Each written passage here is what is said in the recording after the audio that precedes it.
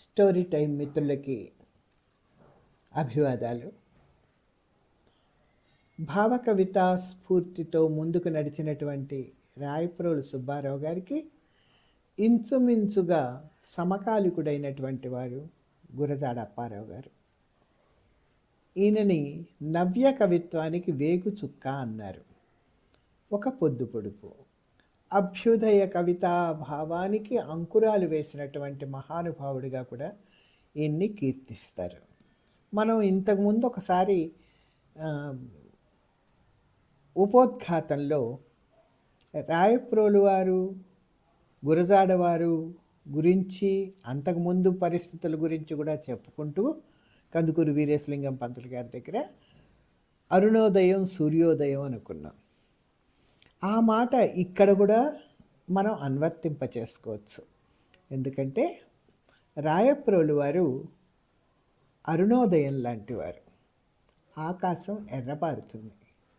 ఆ తర్వాత ప్రజ్వరిల్లిన తేజంతో ముందుకు నడిచినటువంటి మహానుభావుడు సూర్యోదయం లాంటివాడు గురజాడ అప్పారావు గారు అక్షరాల ఒక ద్రష్ట స్రష్ట అని కూడా చెప్పచ్చు. అంటే ద్రష్ట అంటే విమర్శించేవాడు అనే అర్థం కూడా ఉంది. దర్శించేవాడు, అన్నీ తెలిసినటువంటి వాడు, తెలుసుకోవాలన్న జిజ్ఞాస కలవాడు. స్రష్ట సృష్టించేవాడు, అంటే రాయనుగలడు, రాసిన వాటి గురించినటువంటి విమర్శనాత్మకమైన ఆలోచన కూడా చేయగలడు. అచ్చమైన మహాకవి, అసలైన సంఘ సంస్కర్త, బ్రతికియు చచ్చియు ప్రజలకు ఎవ్వడు ప్రీతి కూర్చునో వాడే ధన్యుడు అన్న మాట మనకి ప్రబలంగా వినపడుతుంది. అట్లా చూసుకుంటే గురజాడ వారు నిజంగా ధన్యులు. నవ్య కవిత్వానికి అడుగుజాడ గురజాడ అన్నారు. కొత్త పాతల మేలు కలయికతో తెలుగువారి మత్తును వదిలికట్టినటువంటి భావ విప్లవకారుడు గురజాడవారు. నారాయణ రెడ్డి గారు చాలా అద్భుతంగా గురజాడ వారి గురించినటువంటి మాటలు చెప్పారు. సాహిత్యం ఏ కొద్ది మంది సొంతమో కాదు, అది ప్రజల సొమ్ము. ప్రాచీన కాలంలో కవిత్వం కొంతమందికి మాత్రమే పరిమితమైంది. కానీ ఆధునిక కాలంలో అందరికీ అందుబాటులోకి కవిత్వాన్ని తీసుకొచ్చినటువంటి మహానుభావుడు గురజాడ అప్పారావు గారని ఆయన కీర్తించారు. కందుకూరి వారి సాంఘిక విప్లవం, గిడుగు వారి భాషా విప్లవం తనలో సమన్వయించుకొని సరికొత్త సాహిత్య విప్లవాన్ని లేవనెత్తినటువంటి నవయుగ వైతాళికుడు గురజాడ అప్పారావు గారు. ఆయన చేతి చలవతో అస్పృశ్యంగా పడి ఉన్న, అంటే వాడబడకుండా దూరంగా ఉన్నటువంటి వాడుక భాష అందలాన్నే ఎక్కింది. దానికి పట్టం కట్టాడు. చాలామంది కవులనికి అది ప్రేరేపణ అయింది, స్ఫూర్తి అయింది. మెత్తని తెలుగు పలుకు కత్తివాదరలాగా మెరిసింది, అంటే చాలా చురుకైందిగా మారింది. వీధి మనిషికి కూడా ఒక వేదిక లభించింది. ఆంధ్ర భారతికి అంతకుముందున్న అలంకారాలన్నీ తీసేసి కొత్తగా సన్నటి చిన్నటి అందమైన తేలికైన సరళమైన భాషతో కూర్చబడినటువంటి అలంకారాలు చేకూర్చబడ్డాయి. నాటకం, గేయం, వ్యాసం, కథానిక ఆయన వాక్కు మహిమతో ఎప్పుడూ లేనటువంటి జీవం పుంజుకున్నాయి. తల్లిదండ్రులు కౌసల్యమ్మ, వెంకటరామదాసు. 1862లో జన్మించారు వీరు. చీపురుపల్లి గ్రాంట్ స్కూల్లో, విజయనగరం మిడిల్ స్కూల్లో చదివి తర్వాత మెట్రిక్ పాస్ అయ్యి ఎఫ్ఏ చదివారు, బిఏ చదివారు. వివాహమైంది. కాలేజీలో కొన్నాళ్ళు ఉద్యోగం చేశారు. తర్వాత డిప్యూటీ కలెక్టర్ ఆఫీసులో హెడ్ గుమాస్తాగా చేశారు. కొన్నాళ్ళు నాలుగో అసిస్టెంట్ లెక్చరర్గా ఉద్యోగం. తర్వాత ఆనంద గజపతి సంస్థానంలో కొన్నాళ్ళు సంస్థాన పరిశోధకుడిగా, ఆంతరంగిక కార్యదర్శిగా చేశారు. మద్రాస్ యూనివర్సిటీ ఫెలోగా నియమించబడ్డారు. ఇట్లా వివిధ శాఖలతో ఆయనకు అనుబంధం ఉంది, పనిచేసిన అనుభవం కూడా ఉంది. దాంతో ఆయనకి ఆంగ్ల భాష మీద పట్టు సాధించుకోవడానికి అవకాశాలు ఏర్పడ్డాయి. అంతరంగంలో ఈ కవితా ఛాయలు ఉండడం వల్ల ఆ ఆంగ్ల భాషా ప్రభావాన్ని ఒక కవితా వాహినిగా రూపుదిద్దడానికి ఈయన తన మాటలని మూటలుగా తీర్చిదిద్దారు. ఈయన రచనలుగా, గురజాడ అప్పారావు గారి రచనలుగా చెప్పబడుతున్నటువంటివి అంటే ఖండికలు ఉన్నాయి, ఖండకావ్యాలు కూడా ఉన్నాయి. బాగా ప్రసిద్ధమైంది, ఈనాటికి కూడా ఆనందింపచేసింది, చలనచిత్రంగా రూపొందింది, బహుజన ఆదరణ పొందింది కన్యాశుల్కం. ఆనాటి వ్యవస్థకి అద్దం పడుతూ ఆధునిక భావాలతో దాన్ని అధిగమించడానికి ఏ మార్గాలు ఉన్నాయో ఒక నాటకపరంగా చెప్పడం చాలా గొప్ప సంగతి. ఎప్పుడైనా విన్నదానికన్నా చూసింది మనసుకు ఎక్కువ హత్తుకుంటుంది. అందుకనే నాటక ప్రక్రియ అయితే ఎక్కువ మందికి మార్గదర్శకం అవుతుంది, ఎక్కువ మంది చూస్తారు, అనుభవిస్తారు అనే ఆలోచనతో గురజాడ వారు నాటకాన్ని ఎన్నుకున్నారేమో. తర్వాత సారంగధర అనేటువంటి ఆంగ్ల పద్య కావ్యాన్ని రాశారు. దిద్దుబాటు, మీ పేరేమిటి అనే కథలు రాశారు. బిల్హణీయం అనేటువంటి ఒక నాటకం రాశారు. డామన్ పితియస్ అనే ఒక గేయం, లవణరాజు కళ, కన్యక, దించు లంగరు, ఇవన్నీ కూడా ఖండికలు, ఖండకావ్యాలు, చిన్న చిన్న గేయాలు.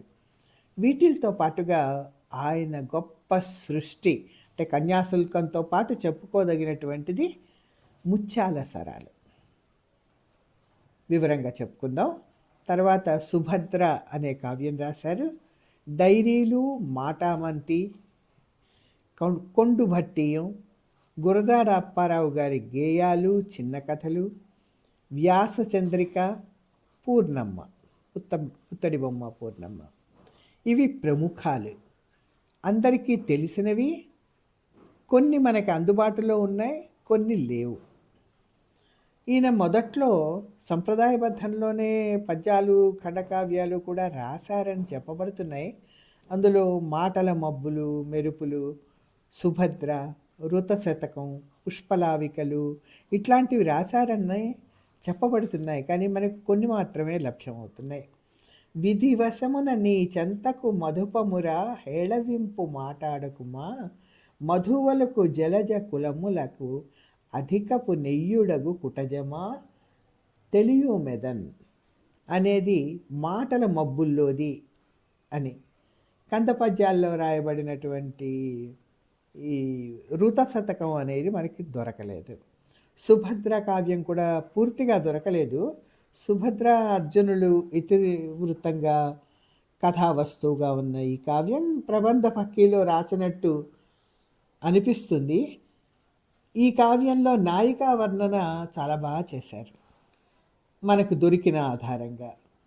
ఒకవేళ గనక ఆయన ఈ ధోరణిలోనే పడి అభ్యుదయవాదానికి వెళ్ళకపోయి ఉంటే మంచి ప్రబంధ కవిగా కూడా స్థిరపడేవారని పలువురు విమర్శకుల యొక్క అభిప్రాయం.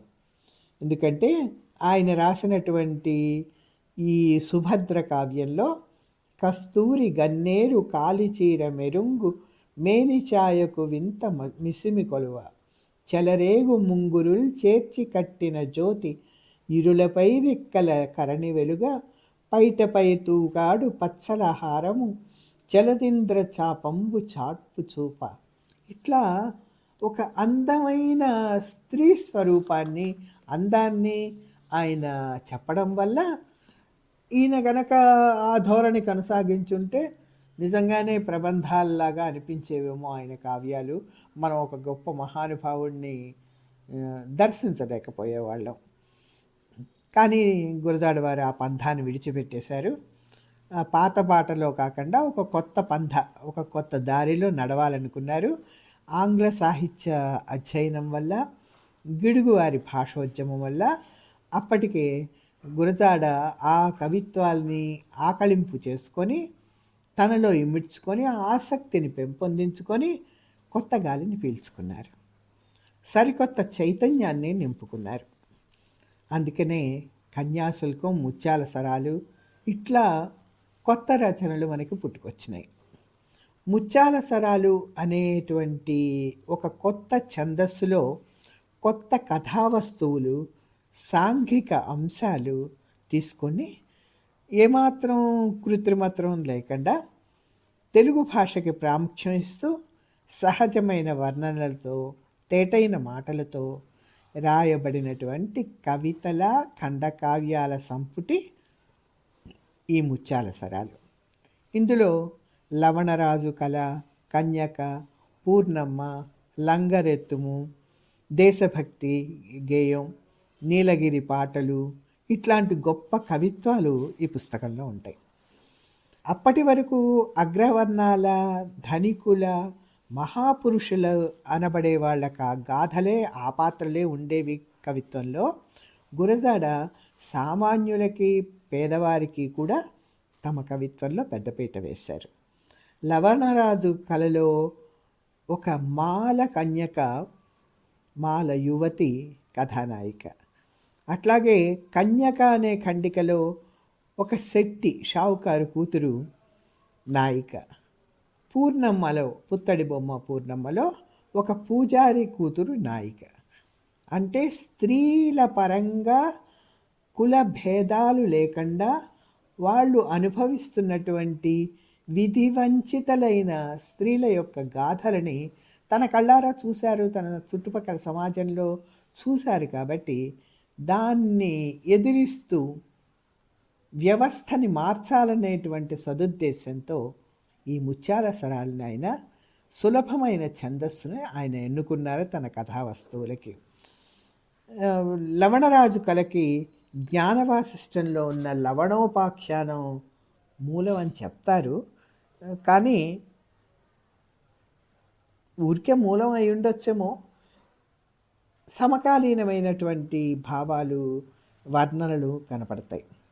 మలిన దేహం మాలలనుచు మలిన చిత్తులకు అధిక కులములను నెలవసంగిన వర్ణము ధర్మము అధర్మము. ఈ ధర్మాధర్మాలు ఎట్లా చెప్తావు?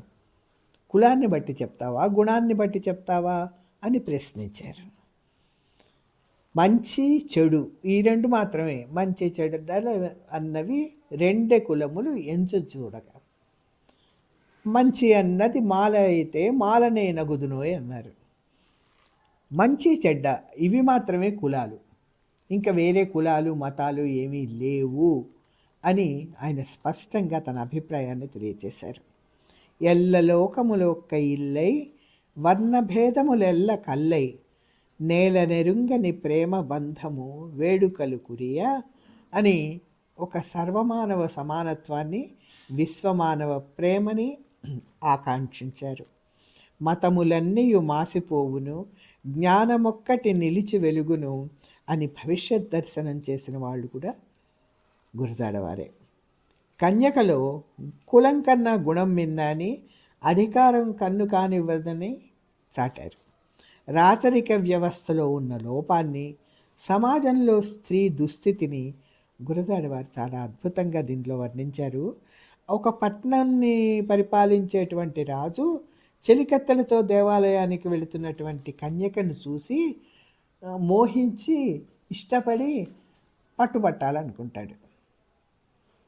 పట్టవలరా దీని బలిమిని, కొట్టవలరా మరుని రాజ్యము, కట్టవలరా రా గండపెండెము రసిక మండలిలో అని బలాత్కరించబోతాడు. సరే, ఆవిడ ప్రశ్నిస్తుంది.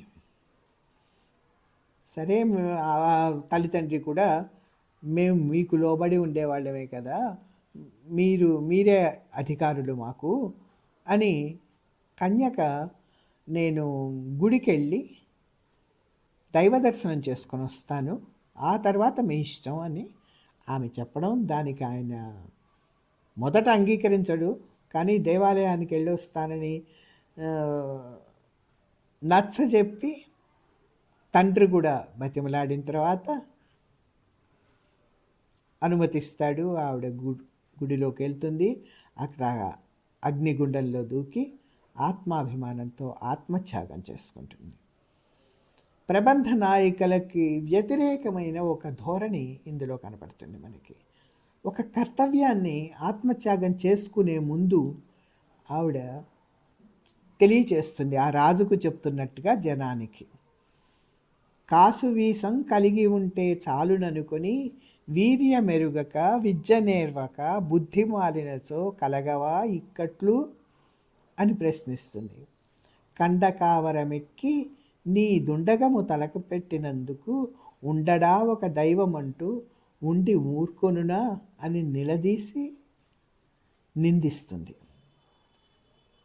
ఇది చాలా, అంటే ఆత్మత్యాగం చేసుకోవడము ఎందుకు అని అందరూ అన్నారు. కానీ అప్పటి పరిస్థితికి అనువుగా అధికారులు తలుచుకుంటే సామాన్యులను ఏమన్నా చేయగలరు.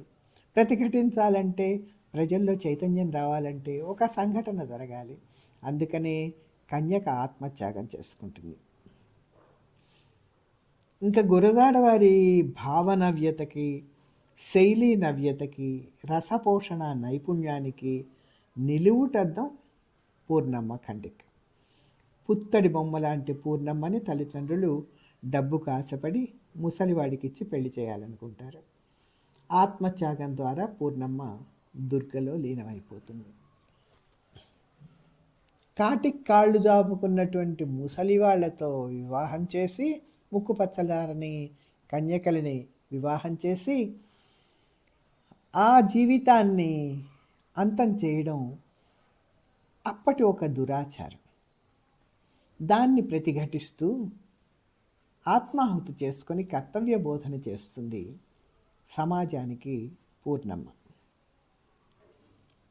మేలిమి బంగారు మెలతల్లారా, కలువల కన్నుల కన్నెల్లారా, తల్లుల కన్నా పిల్లల్లారా అనే సంబోధనతో ఈ గేయం ప్రారంభమవుతుంది.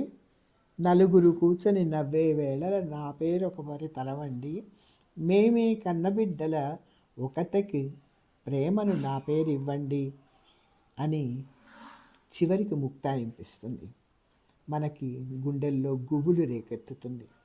దుర్గలో అమ్మవారిలో లీనం అయ్యేటప్పుడు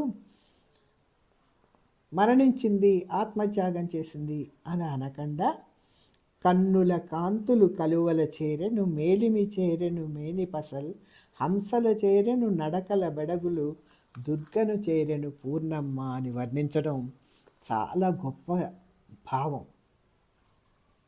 ఇది అంతకుముందు మనకి లేనటువంటిది. అంటే మరణించింది, ఆత్మత్యాగం చేసుకుంది అనే కన్నా పంచభూతాల్లో కలిసిపోయింది అని చెప్పడంలో ఒక కొత్తదనాన్ని ప్రవేశపెట్టాడు గురజాడ. ప్రాచీనమైనటువంటి వర్ణనల్ని కొత్తగా ప్రవేశపెట్టారు. వర్డ్స్వర్త్ చెప్పినట్టుగా ఈయన కలరింగ్ ఆఫ్ ది ఇమాజినేషన్ దాంతో కూడుకున్నటువంటి స్వాభావిక వర్ణనలు చేసి కవిత్వాన్ని కొత్త పద్ధతుల్లో నడిపించాడు. ఇంకా రెండో ప్రపంచ యుద్ధం సమయంలో రాసినటువంటివి దించు లంగరు, లంగరెత్తుము అని, వీటిల్లో కూడా మనకి అభ్యుదయ భావాలు కనపడతాయి. గురజాడ వారి జాతీయ దృక్పథానికి, విశ్వమానవ సౌభ్రాతృత్వానికి, విశాల దృష్టికి, అభ్యుదయ భావాలకి స్వర్ణ పతాక దేశభక్తి గేయం. చాలామంది ఈ గేయం వందే మాతరం, జనగణమన లాంటిది అని ప్రశంసించారు. ఇంగ్లీష్లో ఇట్లాంటి గేయాన్ని టెన్నిసన్ లవ్ దౌ దై ల్యాండ్ అని రాశాడు. గురజాడ దాన్ని చదివిన ప్రేరణతో దీన్ని రాసుంటాడని విమర్శకుల యొక్క అభిప్రాయం. దేశమును ప్రేమించుమన్నా మంచి అన్నది పెంచుమన్నా ఒట్టి మాటలు కట్టిపెట్టోయ్ గట్టి మేలు తలపెట్టబోయని వ్యవహార భాషలో బుజ్జగిస్తూ సుతిమెత్తగా మందలిస్తూ ప్రబోధించారు. వ్యర్థమైనటువంటి చదువులు అనవసరం, మాటలు కాదు చేతలు కావాలి, అవసరమైన చదువు కావాలి.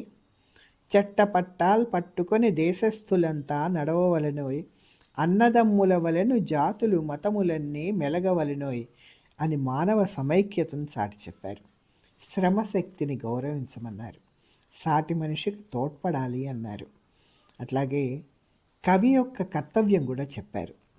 ఆకులందున అణిగిమణిగి కవిత కోకిల పలుకవలెనోయ్, పలుకులను విని దేశమంద అభిమానములు మొలకెత్తవలెనోయ్. కవి యొక్క బాధ్యత ఏంటి?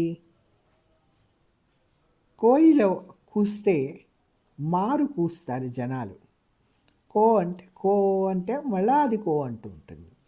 అట్లా తమ కవిత్వంతో జనాల్లో చైతన్యం తేవాలి తప్ప ఎదురుకుండా నువ్వు ఇట్లా ఉండు, నువ్వు ఇట్లా చెయ్యి అని శాసిస్తే మనుషులు మారరు.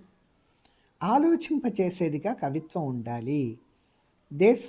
మనసులో అభిమానం, దేశాభిమానం మొలకెత్తాలంటే ఒక ఆలోచన అంకురార్పణ చెయ్యాలని గురజాడ వారి యొక్క అభిప్రాయం. తను ఎప్పుడు ఉండేదే, సమకాలికులు ఎప్పుడు కూడా రాసిన కవిత్వాలని మెచ్చుకోరు. అందుకనే గురజాడ గారిని దుయ్యబట్టిన వాళ్ళు కూడా ఆ రోజుల్లో ఉన్నారు. వాళ్ళకు కూడా సమాధానం ఇచ్చాడా అన్నట్టుగా, మెచ్చనంటావీవు నీవిక మెచ్చకుంటే మించిపాయను, కొయ్య బొమ్మలు మెచ్చుకో కళ్ళకు కోమలుల సౌరక్కున అని ప్రశ్నించాడు. గురజాడ ప్రేమతత్వాన్ని కూడా కాసులు అనే గేయంలో వివరించారు. మగడు వేల్పన పాత మాటది అని అక్కడ తెలియచెప్పి కొత్తదనాన్ని, అంటే స్త్రీలలో కూడా మార్పు రావాలి, ఆలోచన దృక్పథంలో మార్పు రావాలి. ఒక బానిసత్వం అణగారబడే, అంటే అవతల వాళ్ళు అణగదొక్కితే పడి ఉండేటువంటి తత్వం కాదు, ప్రశ్నించే తత్వం నేర్చుకోవాలి, మంచేదో చెడేదో తెలుసుకోవాలి అన్న ఒక బోధన ఆయన కావ్యాల్లో మనకి కనపడుతూ ఉంటుంది. ప్రేమనిచ్చిన ప్రేమ వచ్చును, ప్రేమ నిలిపిన ప్రేమ నిలుచును అని కొత్తగా చెప్పారు ఆయన. శ్రీశ్రీ అన్నట్టుగా గురజాడది ఒట్టి ఫోటోగ్రఫీ కాదు, ఎక్స్రే ఫోటోగ్రఫీ. అందుకు ఉదాహరణ ఏంటంటే ఒక భావచిత్రం. వెలుగు నీటను కృంకె చుక్కలు, చెదర చీకటి కదలబారెను, ఎక్కడను ఒక చెట్టు చాటున ఒక్క కోకిల పలుకసాగెను, మేలు కొలుపుల కోడి కూసెను, విరులు కన్నులు విచ్చి చూసెను. ఇట్లా ఒక చైతన్యమైన పంథాలో కవిత్వాన్ని నడిపించినటువంటి మహానుభావుడు. ఈయన కొన్ని బాలగేయాలు కూడా రాశారని, దానికి మిడుగురులు అని పేరు పెట్టారని కూడా చెప్పబడుతోంది. సంగీత ప్రాధాన్యంతో, ప్రకృతి వర్ణనలతో, మనస్సు లేని తనువు మరియేలనే నాకు, ఇట్లాంటి మాటలు కూడా ఆయన ఉపయోగించారు. తాత్విక భావాలతో నీలగిరి పాటలు రాశారు. ఈ విధంగా గురజాడ గారి కవిత్వంలో మానవతావాదం, సంఘ సంస్కరణ దృష్టి, అపూర్వ వర్ణనా ప్రతిభ, తెలుగుతనం, విశ్వమానవ ప్రేమ, దేశభక్తి పుష్కలంగా ఉన్నాయి.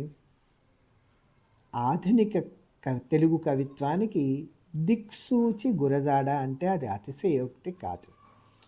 మనకి చూడండి, ఇప్పుడు కూడా ఈ 20వ శతాబ్దంలో కూడా మకుటంగా దేశమును ప్రేమించుమన్నా అన్న మాట తీసుకొని శ్రీశ్రీ దాన్ని కొనసాగిస్తే, ఈనాడు కూడా చలనచిత్ర గేయాల్లో